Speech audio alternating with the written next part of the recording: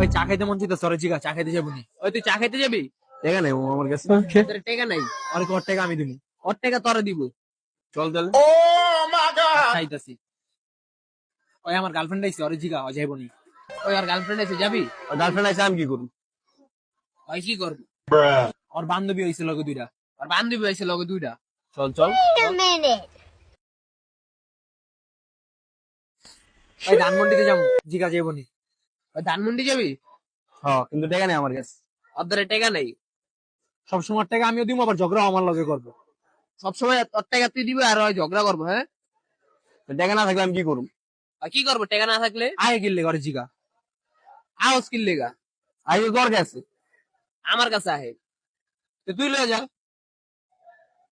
এই বেটা তখন মধ্যে কি দালাল নাকি আমি? হ্যাঁ, তোরা দুজন কথা বলতে পারস না?